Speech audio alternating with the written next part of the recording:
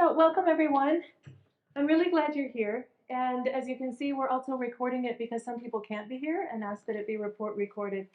So I will be posting the recording on my website on AnnetteFord.com. And so if you want to show it to anyone else, you're welcome to do that too. So as we start, let's just pray. Father, I thank you that you have given us the privilege of following you, first of all. Thank you that you love us. You love the kids that we work with, whether they're our own kids or whether we are serving with kids. Thank you that your grace is sufficient for us and your power is made perfect in weakness.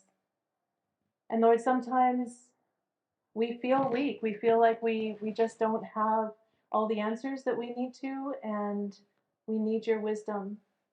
And so I pray that you would help us even in this next hour and a half to be able to just learn from you, to be able to take home some nuggets of truth that will help us and give us strength in our love and nurture of our children. Thank you. Thank you for your kindness. In Jesus' name, amen. All right, so as we start, I'd like you to raise your hand if you are a parent. Raise your hand if you're a grandparent. Okay, no grandparents here yet. How many of you would like to be parents in the future? And how many of you serve with children in children's ministry? Okay, so we're all covered. So you all belong here. Glad that you're here. And I hope that in this time together, we'll be able to be enriched both in our minds and in our hearts as we learn about parenting. So as we begin today, we are going to be looking at, there we go, spiritual formation at home. And these are the topics. So we have how do we form our kids spiritually in relationships? And we do that by modeling our faith for them, by handling mistakes well, by connecting well with the children, and then practical ideas for spiritual formation at home. We have including Jesus all day long. We have devotion activities that we can do with our kids. And then we can encourage our kids to pray. And I'm calling that the Kids Pray movement. So as we start with the first one, we are talking about our lives. We model our faith with our lives. And the point here is that our kids will become like we are. So I want you to imagine my dad when I'm a little girl. And my dad had a really interesting walk. He would walk kind of back and forth like this, and people would look at him and say, wow, you kind of walk strange. Well, I love the way my dad walked, and sometimes I would walk behind him, so he's walking ahead of me, and I'm walking behind him, and I'm doing the same walk as my dad, who's in front of me, and everybody would laugh, and I thought it was very funny. And I was being like him. I was modeling what he was doing. Follow my example as I follow the example of Christ. So kids are watching us.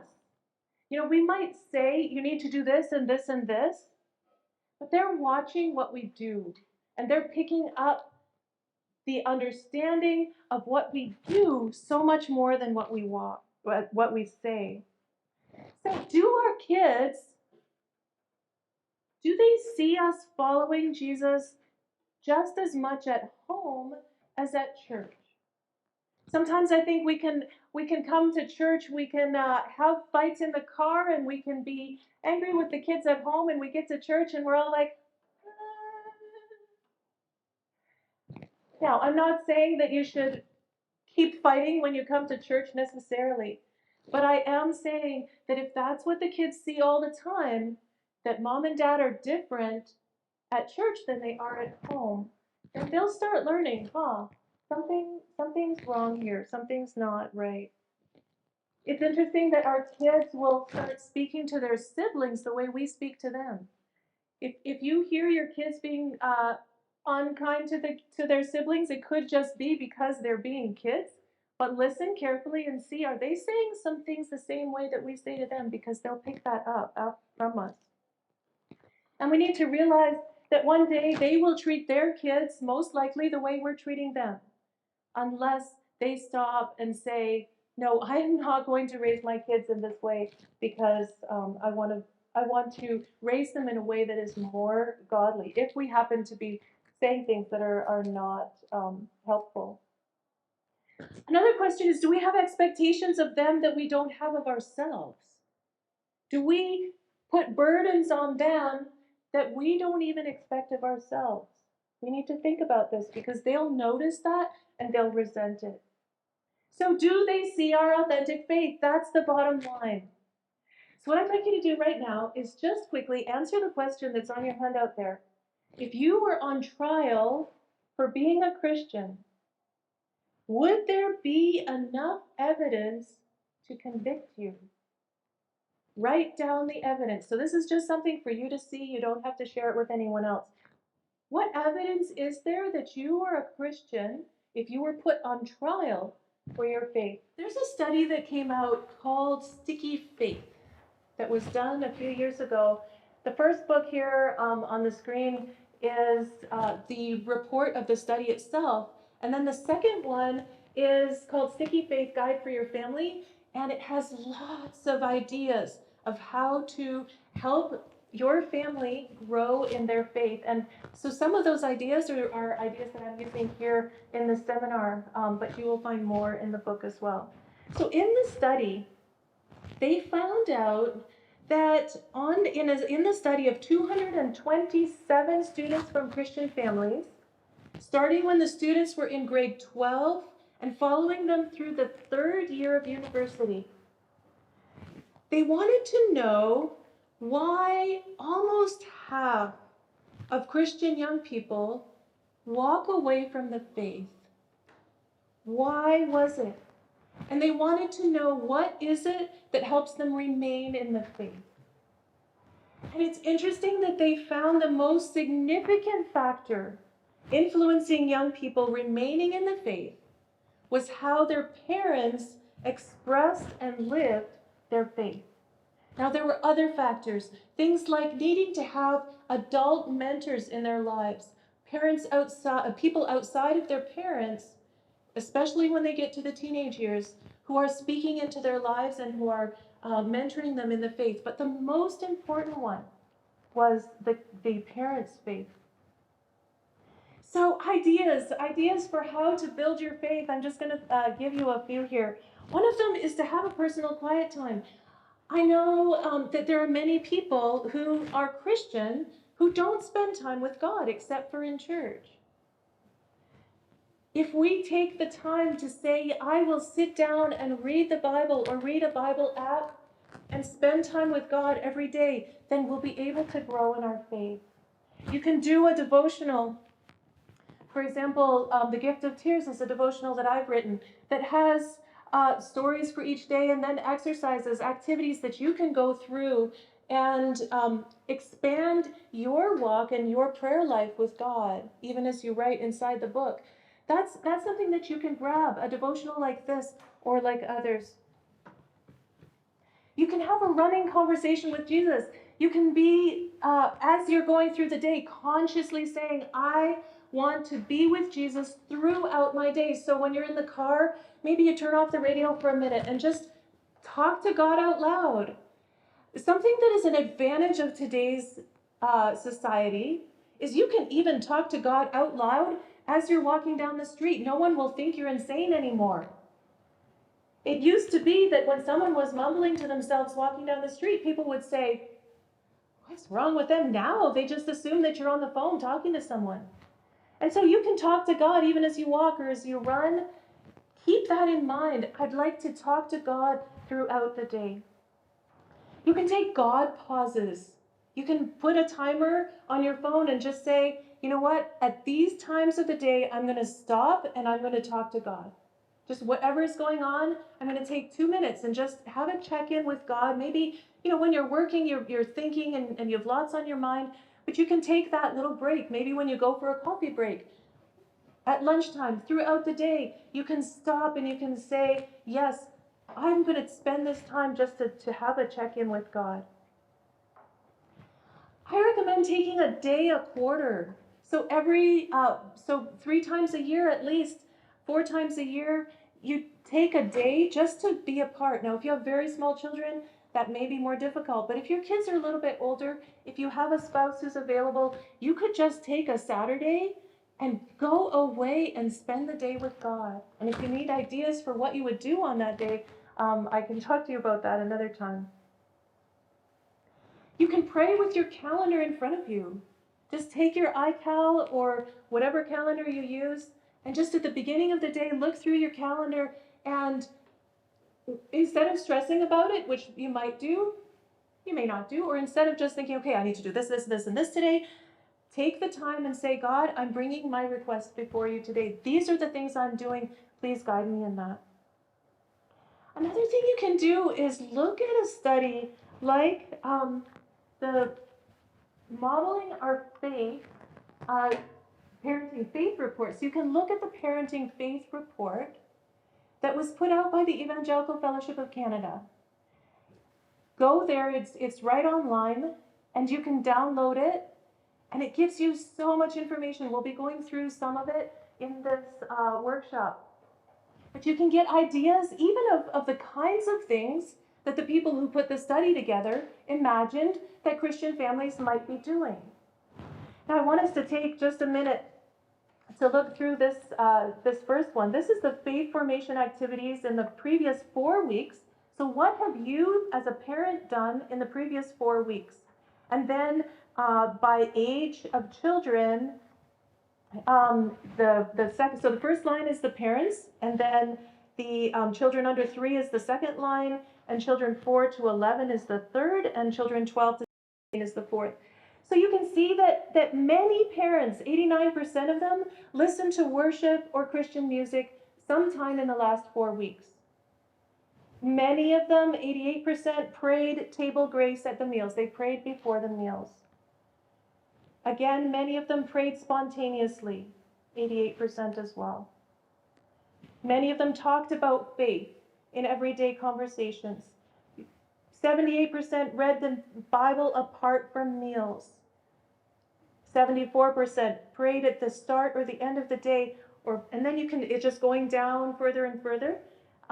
They read a devotional book or Christian literature. They sang worship songs. They listened to podcasts or sermons. They served or volunteers. But what I want you to look at when you're thinking about this, the thing that kind of stands out to me is the fact that, let's start with the 89% is the highest. 11% of people, 12%, didn't even pray. So what is happening with our Christian people that so many of us are not doing any of these disciplines? So you have 12% of the people that maybe they're doing one of the other ones and not the one that is specifically, for example, praying grace at meals. But just to think about, how am I doing in these areas? And again, you might not have to do every single one of these areas every day, but these ideas are ones that you can take and follow just to give you ideas of what you can do for yourself. And then we'll be looking later on at the family as well. So when we're talking about modeling our faith, do our children see us modeling our faith in these areas? Have we shared with our children how to come to faith in Jesus? Do they hear that from us? Do we speak to them about our faith, about what we're learning? This is what I read in the Bible today. It was so cool. Do they hear us? Do they understand that our faith is real? Because it is real. Because when our kids see that our faith is authentic, then they will start to be curious themselves and say, yeah, mom and dad had a tough situation and they prayed about it and they didn't know what was going to happen. But I know when I face a tough situation, I can pray too. Now, a little child isn't going to be thinking about that specifically, but it's coming into them. It's that modeling. It's the following in the footsteps.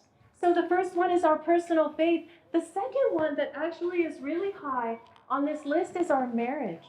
Those of us who have a spouse who is living with us, those of us who are married and have the privilege of having a spouse who is working and living with us, the kids will watch our interaction with each other, and they will learn from our reaction with each other something about our relationship with God and also our relationship with them.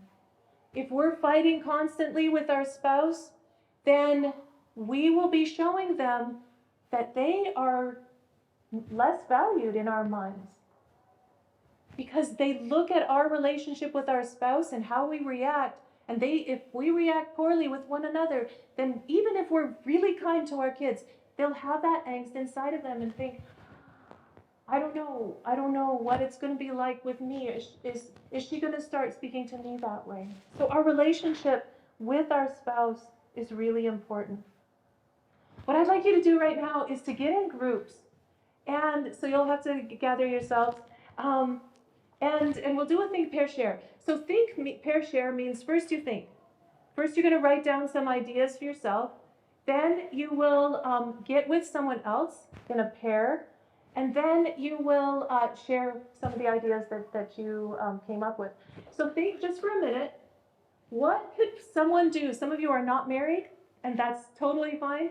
What could someone do to strengthen their marriage? If you have people that you can trust, your kids too, to just go. For example, my husband and I, once in a while, will go down to Niagara Falls. There's a little bed and breakfast there that isn't expensive. It's like $90 a night, and it's beautiful and has a wonderful breakfast, and it's cozy, and we just go there and spend time together, look at each other. When our oldest was very small, we would take her with us because we could do that, but just to get away from the house, to get away from the routine. And just even to give you, I didn't explain this in the beginning, a little background about myself. I am a mother of 4 children. My oldest is 31. My next one is almost 29. And then I have 2 teenagers who are 18 and 16. My oldest is married and has 3 little ones who are 5, 3, and 1. And so I'm a grandma as well. And I've been teaching in children's ministry since I was 13. So that is currently 42 years that I've been teaching in children's ministry. And so I hope that as I'm sharing today that I've gained some wisdom along the years that I can share with you. So time away overnight, everyday habits, just making sure that there's some time that you're spending with each other, that you're talking about things that you can get so busy in life that you get to the end of the day and you're so exhausted, you just go to bed, and you can wake up the next morning and go, wow, I really didn't have a conversation with my spouse today. And that is something that we need to intentionally think, what is a time in the day that we will talk? In our family, we try to have meals together, so evening meal for sure. When the kids were younger, now that they're teenagers, breakfast is a little more sketchy together, but until they were maybe 14 or so years old, we always had breakfast together. And that was a time that we just, if someone had to leave early for an early class or something, then we would just have breakfast early. And then we would have dinner together. That was a time that we would spend together as a family, but also as husband and wife. My husband and I will spend time before we go to bed and just talk about the day and pray together. We will also, when we wake up in the morning, sometimes we're both morning people, so that helps. We'll just talk and say, okay, what's going on today, and what are we facing? So what works for you, I don't know, but to find some time during the day that you're like, yeah, this is our touch point. Just like we talked about how we need to have that touch point with God, we need to schedule in that touch point with each other as well. And then listening to God. This is something that hasn't been taught a lot, I feel, in many evangelical circles. We pray to God, and we read the Bible, and we need to do both of those things. We fellowship with one another, we go to church, we listen to sermons and podcasts and so forth. But we also need to develop the discipline of listening to God, where we're like, God, what do you say? So many times in Scripture, he says, if you need wisdom, ask of me. And we do need to have the scriptural basis so that we know what the truth is. So when we hear what we sense like God is saying, we know, yes, this could very well be from God because it lines up with Scripture. So we need to do that with our spouse, with our fiance, with our boyfriend, girlfriend. We need to spend time listening to God. And the most important time is when there's conflict. When you are struggling with one another, when you're struggling with the kids, to just stop and say, you know what? Let's go listen to God for a minute and see what he has to say to us. To just say, God, what do you want to say to this situation? And the way I listen is with a pen and paper because I like to write. And so I'll just take a pen and I'll say, God, what are you saying? And the words that come to mind, I'll write them down. And then I'll think through, okay, is this something that could be from God? And so many times I look at it and I'm like, wow, yeah, that's from God, because I didn't have that idea before. He just put an idea in my head. So how can we do this in the context of a marriage relationship or a dating relationship? What I want you to do right now is to listen to God and ask God to bring to mind the qualities, the good qualities that he sees in your spouse or in your boyfriend or girlfriend. If your spouse has passed, then ask God some of the good qualities about him that he had in the past, because he's still alive. If he loves Jesus, he's up there with God in heaven. So we'll take a couple minutes, listen, and just say, God, what are some good qualities about my spouse? And then write them down. And if you're not married and you have a boyfriend or girlfriend, write that down. So I'm going to stop you right now because I want to keep going, but continue this at home. Take time to just say, Lord, what do you want to say? What good do you see in my spouse? And again, one of the best times to do this is when you are angry with your spouse, when your spouse has disappointed you, and all that's coming to mind is, oh, I'm so frustrated because he's like this, or I'm so upset because she's like this. Just take some time apart and say, Lord, what do you see? What is the good that you see in my spouse? And thank God for those things. And that will help you to be able to understand in a clearer way the way God is looking at him. And yes, there are things about that person that are not perfect, but pray for them and ask God to change him or her. All right, so you have parenting checklist number 1. We'll have 3 checklists that we're doing this afternoon. And I'd like you to do parenting checklist number 1. If you are currently not married, you can decide what you want to do with the last 2. But just give yourself a quick score. This is not something you have to share with anyone else. Where would you say you are on a scale from 1 to 5? With 1 being, I'm terrible at this, and 5 being, I'm great at this. Or this is something that I find that God has helped me to really get to a place where I can say with all honesty, yes, I am confident to say that this is where I'm at. And what you can do with these is you can go home and use these for prayer. To say, Lord, help me to grow in this. Maybe you gave yourself a 2 in one of the areas. Then just say, Lord, I am not doing well in this area. Please help me to grow. Because the beauty of following God is he knows where we are weak, and he doesn't want us to stay there. He invites us to come to him, to be honest with him, and then he will take us and help us to grow.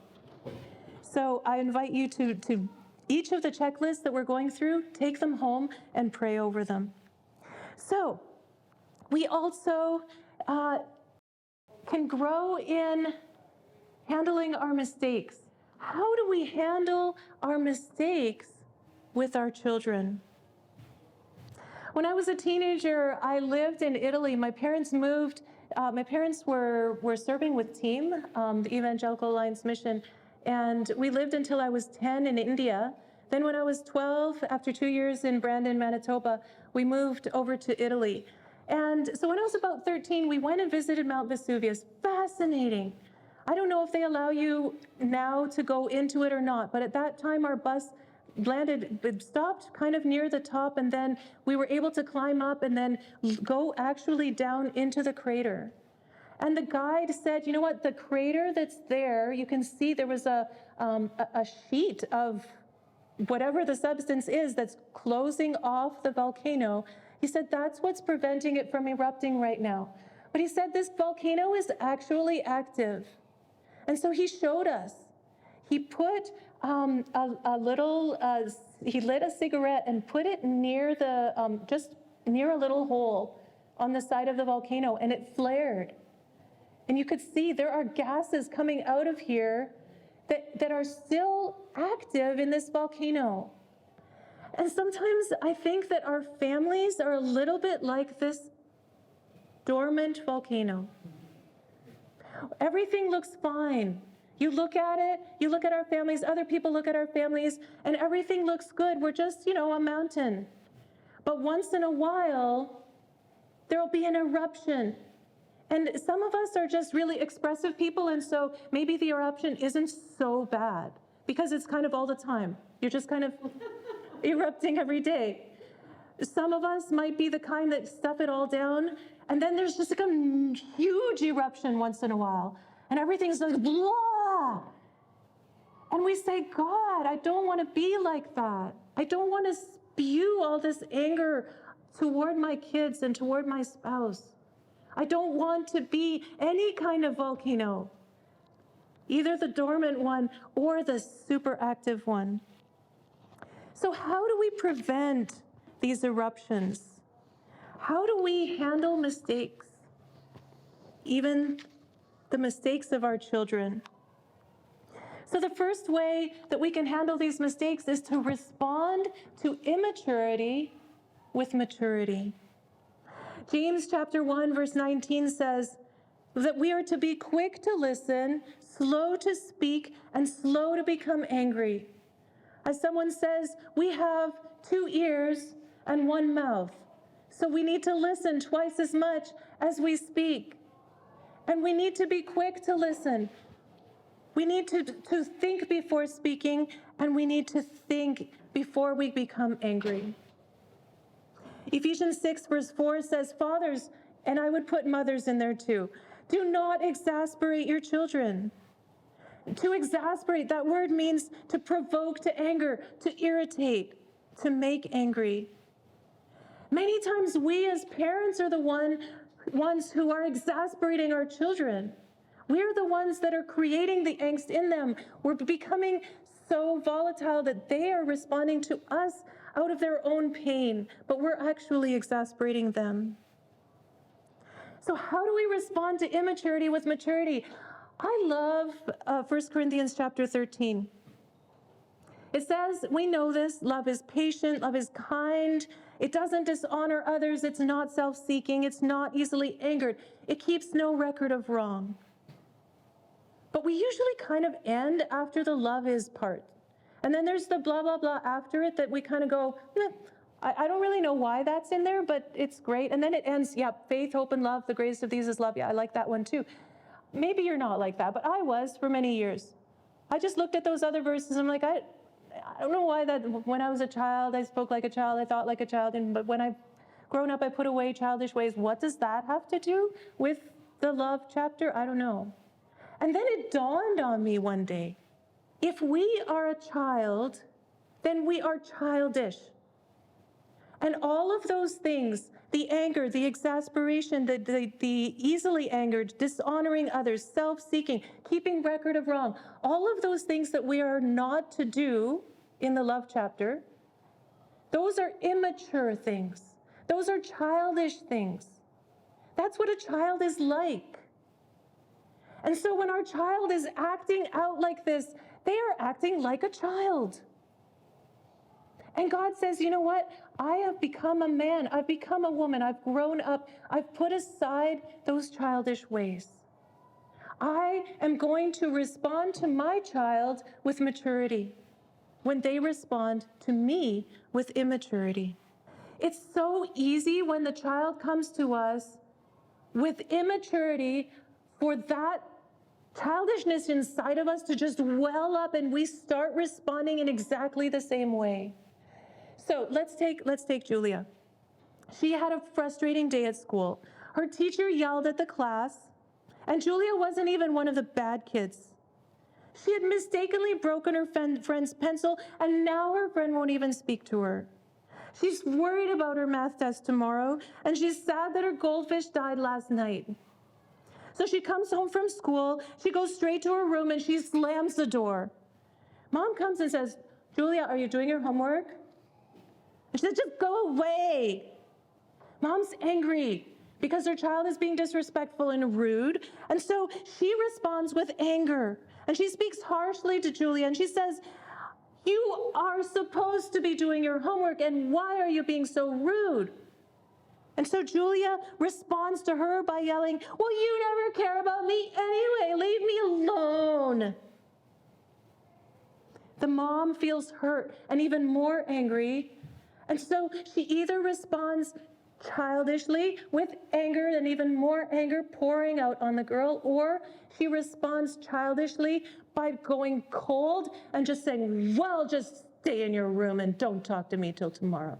Or something, kind of passive aggressive. What I believe God is saying to us is we need to respond to immaturity with maturity. That doesn't mean that we say, "Yeah, it's fine that my child just spoke to me so rudely. It's fine that my child is being disrespectful." No.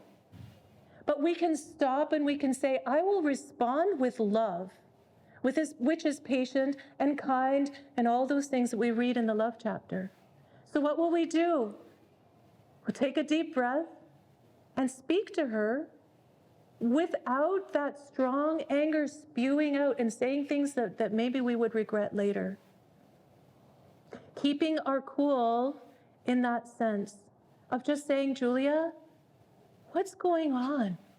I sense that you're struggling with something right now. You don't usually respond to me like this when you come home from school. Can you talk to me about it?"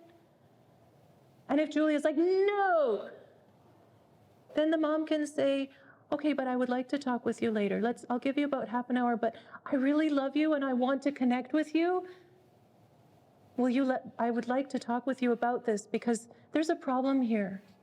I'm seeing that you're responding to me rudely, and that's not appropriate, and you know that and I know that. But let's talk about it later then." Like something like that where you retain your control, self-control, one of the fruits of the Spirit, and so you're able to respond to that child as an adult and not get into the fight that just escalates and escalates like children will. So I'd like you to get in your pairs again and talk just briefly what are practical ways that we can respond maturely to our child's immaturity. So one of them that I said already was to just speak in a calm voice. What are other practical things you can do? So think just for a minute, write it down, and then we'll get in pairs and discuss it. Some of the ideas that I had here, and also some from the book. So ask God for help. That's kind of like what Alice was saying, praying. But even before you pray with the child, just send a prayer up to God and just say, "God, help me right now." Deal with your own issues. If you find that you have unusual anger that starts coming up and welling up inside of you, maybe you have some issues, some hurt that you need to deal with. And if you haven't dealt with it this far and you're like, "For the sake of my child, I will go and see a counselor, or I will go to a set-free retreat and deal with the spiritual issues that are pulling me down, but I will deal with my issues." Another one is to apologize to our children. Some of us have a really hard time with that, and I know there are young people who've said, and even adults who've said, "I never in my life heard my father or my mother apologize to me. They just sort of laughed it off, or they just didn't say anything." But we need to realize that we as adults do make mistakes, and we do hurt our children, and we are sinful sometimes. And they need that modeling. They need us to be able to say, you know what, Susie, I just hurt you, and I was angry in a way that was not appropriate. Please forgive me. Mommy makes mistakes too. Let's start over. And we do need to deal with this issue because you did something that was not appropriate, but I didn't respond in a good way. Please forgive me. The child knows that we're sinful anyway. They know that we're making mistakes. And so if we try to be like, no, I don't need to apologize, that will show weakness to my child. It will show more strength than you believe if you can apologize to your child. Choosing not to respond in anger, we've talked about that. And remembering that your child's greatest weakness can be their greatest strength. That child who is always talking and won't be quiet even when you've said, please, it's time to be quiet. God's going to use that speaking ability in the future. That child who's so strong-willed. You could come and just say to yourself, okay, would I prefer a weak-willed child? The one that will just go along with the crowd because the rest are saying, let's go smoke a cigarette. And the child's like, oh, okay. Or do you want a strong-willed child who's going to be like, no, that's bad for me. I'm not going to do that. So the things that we consider as weaknesses in our child, we need to think, okay, Lord, what is the strength here? Help me to cultivate that strength out of that weakness and to be able to lead them into a place of strength. And that will help you with your spouse as well and yourself. The things that you're frustrated about yourself or about your spouse, think about what is the opposite? What is the strength that goes with this weakness? How can we grow in that strength? And the last one in this section is we need to discipline in love. So Psalm 89, 31 to 34 says that when God's children turn away from him, he punishes them, but he never removes his love from them. Our children need to know that there are boundaries and that there are consequences. But they also need to know, as we said a few minutes ago, that there is nothing that can separate them from our love. Many children grow up with a toxic view of faith. They get the message that Christianity means doing. You do this and you do this and you don't do that and you don't do that. And it becomes a works-based kind of concept in their minds, even though we say the words, it's by grace, it's by faith. But they grow up thinking, oh, but I need to do this and I need to not do that. And it becomes almost like a toxicity inside of them. We need to guide them to understand that, yes, there is right and there is wrong. There is justice, but we also need kindness and we need humility. We know the story of the prodigal son. He went and he squandered everything. He ruined his life. He spent all his money on women and on all kinds of harmful things. But his father didn't say, you're done. You're not coming back here. You're out. His father welcomed him with open arms and said, come back. I love you anyway. No matter what you have done, no matter how disappointing you've been, I still love you. That's the kind of love that we need to have. And so with this, we need to be not permissive nor dictatorial, but we need to be firm and loving. So we're not saying, oh yeah, do whatever you want to do. Please, you just do whatever. You're just nice child. You're a good child. I know that you just go and do what you want to do. No, we have some rules. There are boundaries for safety of the child, for the nurture of the child. So we're not just, oh yeah, go and do what you want, which also will give a child the sense of, my parents don't really care about me. I came in at 2 a.m. and they didn't even ask me. They don't really love me. The parent might think, oh, I'm just allowing them to express their own freedom. But the child can grow up feeling like, wow, my parents don't really love me. But on the other side, we're also not dictatorial. My way or the highway. You do what I say. And when the child comes back and is like, but no, you do what I say. And the child learns, I don't have a voice. I can't explain myself. There have been times where I've said to my child, no, you need to do it this way. And they come back and are like, but Mom, and they give an explanation. And I just have to stop and say, is that explanation good? This is not about my pride. This is not about me saying, well, I said it, so you have to do it. It's about listening to them and saying, yes, you have a point there. Yeah, I'm going to let you do that. Thank you for explaining it. It takes humility to do that. But there are times when, yes, we need to be firm and say, I'm sorry, but this is the way it is. And there may not be an explanation that they can understand, and we can just say, this is the way it has to be, and you need to respect me for that. But there are times that we can come back and we can say, yeah, you have a point. I'm going to give a little bit here. I'm going to be firm but loving. So that's what we can head toward in our relationship with our kids.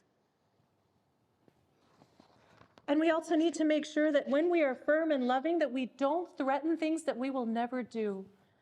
I visited a family once, and they had a 5-year-old child. The child would not listen to the mother. And the mother was just stuck on saying, you have to pick up that pillow and put it on that chair. And the child's like, no, do it now. She escalated with it, and he was stubborn. He's like, no. So finally she said, if you don't put that on the chair, then you're not going to get any Christmas presents. The child knew. The child knew that the mother was not going to follow through with that. And so we have to be careful when we do give consequences that we can be sure, yes, can I follow through on this? All right, I will give that consequence. So that the child knows that if I've said, you know what, you have a choice here.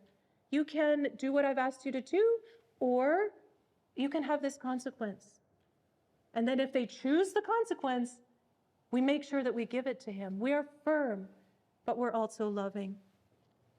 So, self-check number 2, handling mistakes. Again, on a scale from 1 to 5, I'm terrible at this or I'm great at this. When you're done, can you just stand up right where you are? Just to stretch a little bit.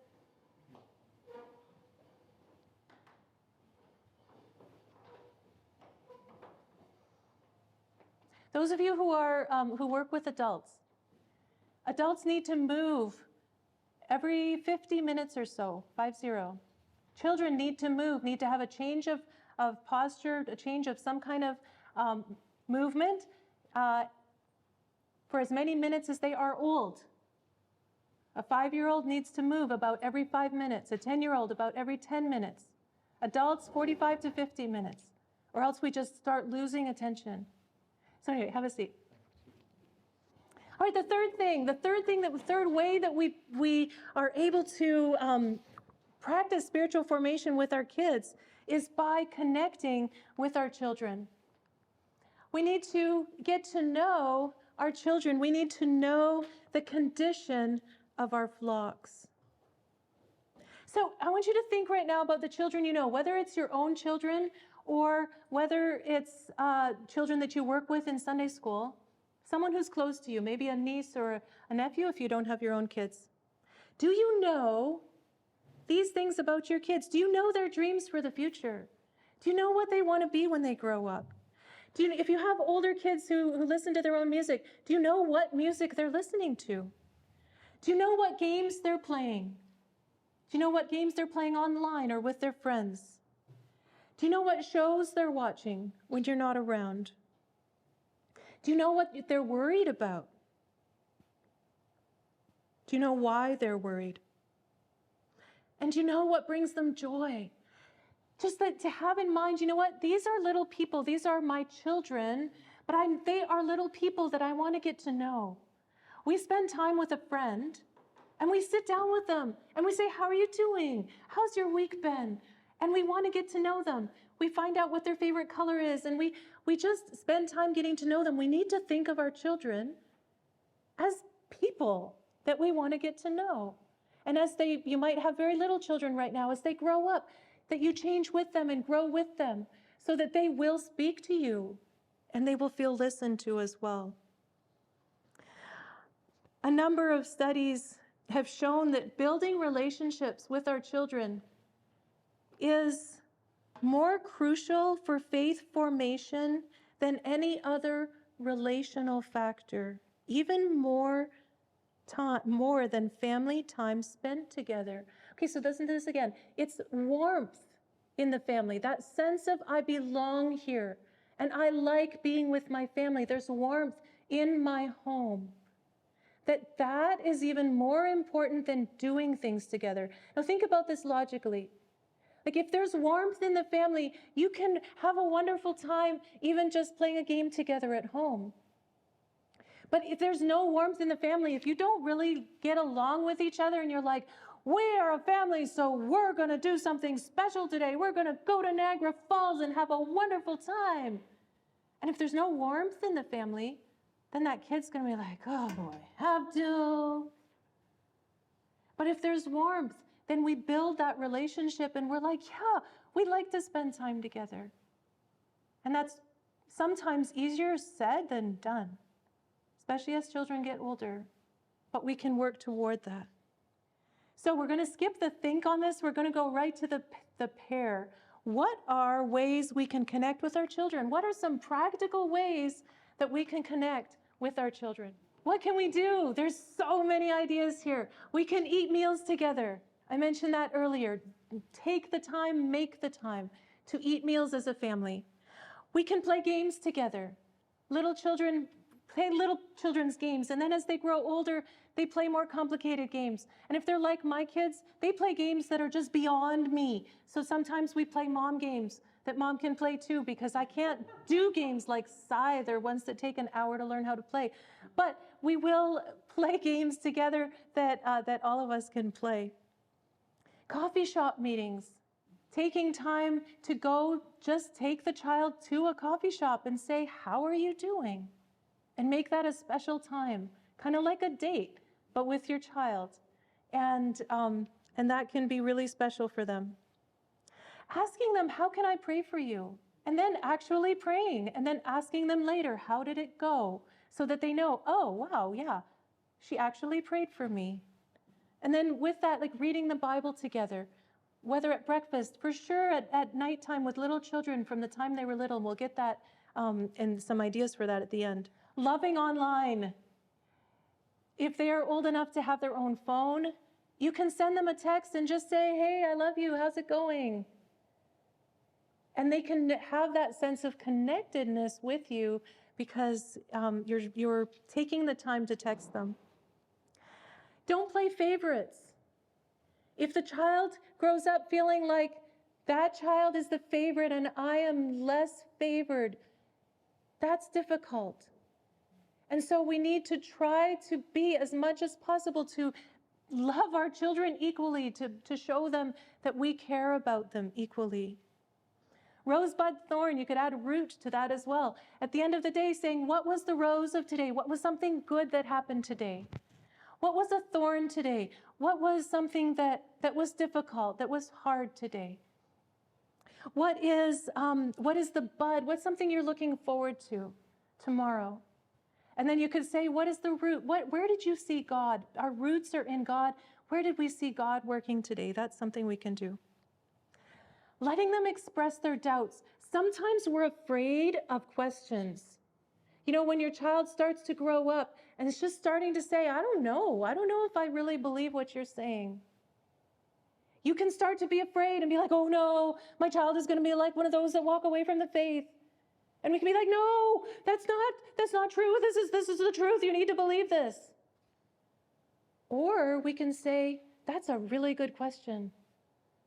I want you to look into that. I want you to think.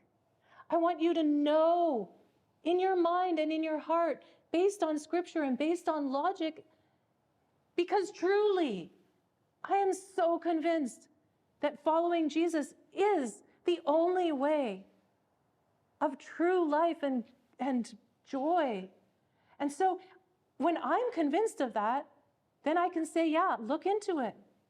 You may or may not agree with me in the end, but it has to be your faith. And we're talking about older teenagers now. Little kids are like, well, I don't know if I want to believe in God. We're like, no, God is real, and this is why. So we can be a little bit more firm with them because they're still in that stage of like, oh yeah, okay.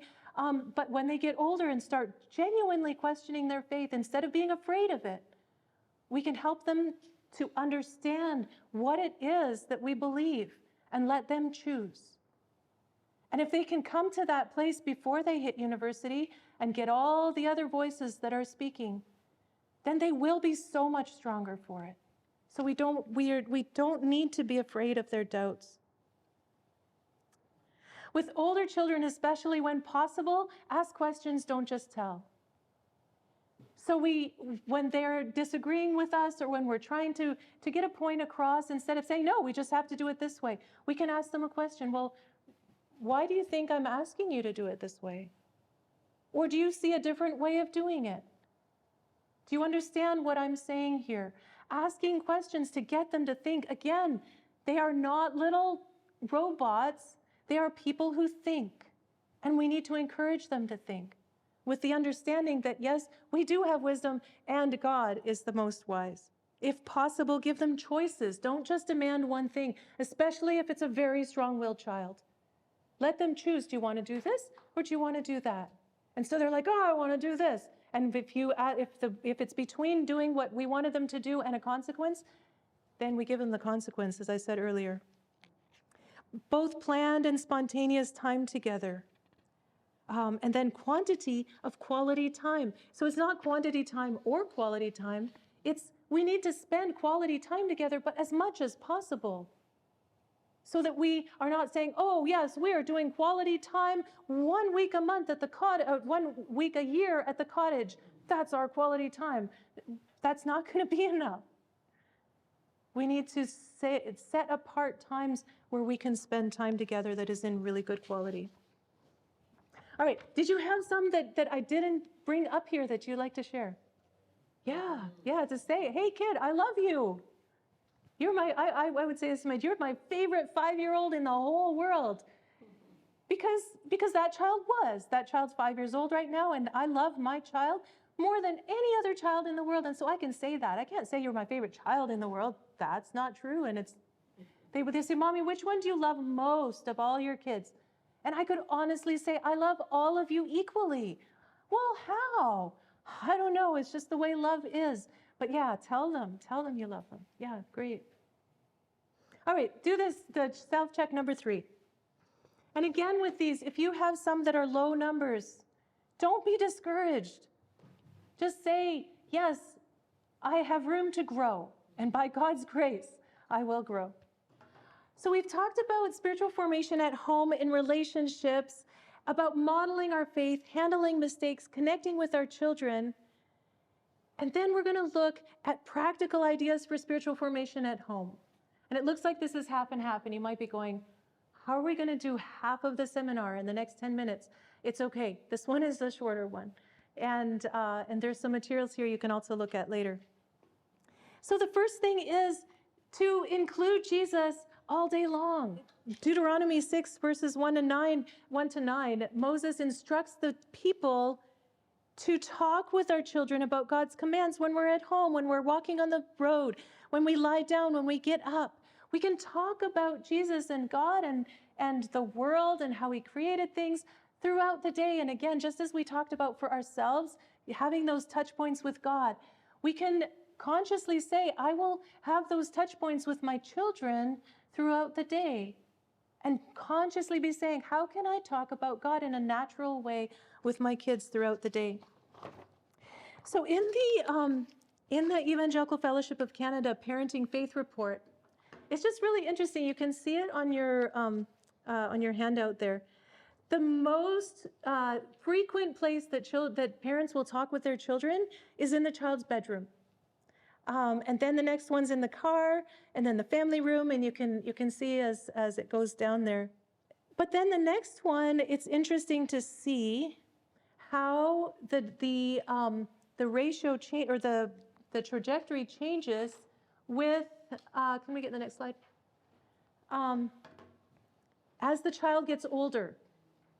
So we have in the bedroom, for example, when the child is 1 year old, 3, 4, 5, it's quite high.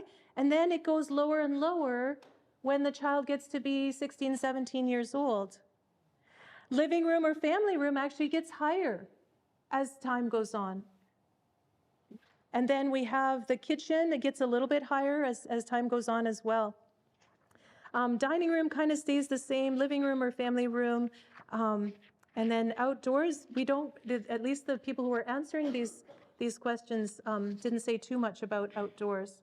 But these are just ideas, like, do we talk with our kids about their faith in these various places? We can make it more intentional to bring up our faith in the various places that we meet with our kids.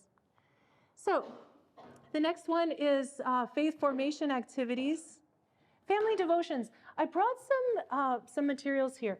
So when you have a really, really little child and they will ruin a book, you can have something like the first Bible stories that's a board book that they'll be able to touch, and they're not going to be able to ruin it. When they're very small, you may not want them to chew on it because it won't be healthy. But that's something you can start with, and every night just read one little Bible story. When they're so little that they can't listen to this much text, or there may be another board book with less words, you can just even say, you know what? God had a promise to Abraham, and here's Abraham, and he's looking up there at the stars. You can just talk to them about it and then pray. So that's something you can do. And then as they grow to be a little bit older, you can do something like the Jesus Storybook Bible that has, again, really, really beautiful pictures and lots of amazing stories in it. And then as they grow older, you can do something like our Daily Bread for Kids that has various fun facts as well as the Bible story each day. And so you can read through them. And again, every night before you go to bed, as part of your bedtime routine, we're brushing our teeth. We're also reading the Bible story together. Here we have another one, How Great is Our God, for kids who love science.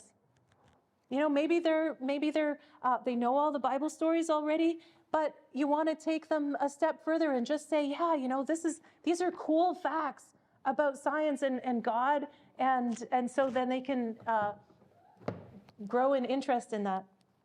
There's another one, Roar Like a Lion, that is a new one that's come out for older kids, and it's colorful, it's interesting, it has lots of great devotions in it. Another one that you can do is Keys for Kids. Keys for Kids you can get online, and those are just great. They have stories every day, and you can just do that as part of your bedtime routine with the kids. As they get older, you can do things like our daily bread even, and we've done that with our kids as well. Memory verses.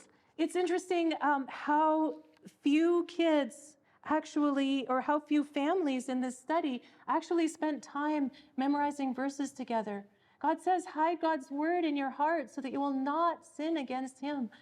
And some people find Bible memory easier than others. Children can learn so quickly.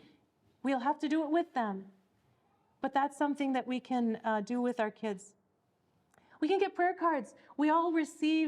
Many of us receive picture cards from people for Christmas. Briefly, you have on your report, on your papers there, the report of the faith formation activities in the previous 4 weeks by child age and worship service attendance.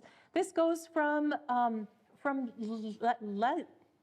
less to more, so from the least to the most, and that's something that you can just look through. The ages of the children and how much they, for example, if you go to the parade at the start or the end of the day, we have, obviously little babies aren't praying yet, but as we get older, you have maybe 60% of kids who are praying at the beginning and the end of the day, and as you get older, the kids are praying less. But you can go through each one of those things and get ideas of what other people are doing and maybe what you can be doing with your child as well. And you can get an idea of how many people aren't doing these things as well, which is kind of sad. And again, if you go to the report itself, if you love this kind of thing, the research and reports, you can look it up and there's all the explanation there. So finally, there's the kids pray. We need to understand that our children can be powerful prayers. They can pray prayers that would blow our minds, and God longs to answer those prayers. So Lana Vauser says in her book, I Hear the Lord Say, New Era, she said, pay attention to what the Lord is saying and doing in the children, for in them, the Lord is going to reveal profound divine insight. In many places, the children will release the fire of God and the move of His Spirit in powerful ways. So we need to realize our kids maybe will be even more powerful in their prayers than we are. To just instill in them, what can we believe God for today? And then to come back and say, God answered that prayer, and reinforce that with them so that they grow to understand that God listens and He answers our prayers. We need to remember that there isn't a junior Holy Spirit. This is a picture of a little skinny maple tree just outside our church. When you leave, you can go look at it. And I was just struck in fall. I took the picture. You can see there are only a few leaves left. What hit me was that there were so many leaves at the bottom of the tree, like on the ground, and they were massive. They were huge maple leaves. And I'm like, these huge maple leaves are coming off of that little tree. They're the same size as the massive maple trees. And it just hit me. Children produce fruit that is just as powerful, that is just as meaningful, that is just as spiritual as adults. Sometimes we seem to think, oh, kids are kids. Kids can pray in powerful ways. Kids can share their faith in powerful ways, sometimes more bravely than we do. And we need to say, what are my child's spiritual gifts? How can I encourage them to grow in that? What is the fruit that I see in their lives? And how can I encourage that? So that's something that we need to keep in mind with all of this. So I'm writing a devotional for kids, and you can pray for me on that, because I want it to be the kind of devotional that will really connect with kids. But the difference that it is between the devotional I'm writing and, for example, any of these devotionals, is that these ones will have the story and they'll have some things to think about. But mine has prayer activities at the end of each one. Activities that guide children into prayer. And that's the same as my book, The Gift of Tears, it does for adults, but with more adult kind of activities. This is something that the activities that are in that book are here. So you can have a kind of a preview, at least of the activities. You can download it with the QR code. It's on your paper as well. And so, for example, the first activity here in the activity book is praying for each one of these areas, praying for your home, praying for your heart, what's going on in your own heart, praying for your family, praying for your town, praying for the world. And there's some different activities that they can do, and then write it in each one of those little spaces. And if they're too little to write yet, you can write it for them or talk it through with them. So just activities where they can actually think and pray, and then at the end of it, just saying, God, what do you want to say to me right now?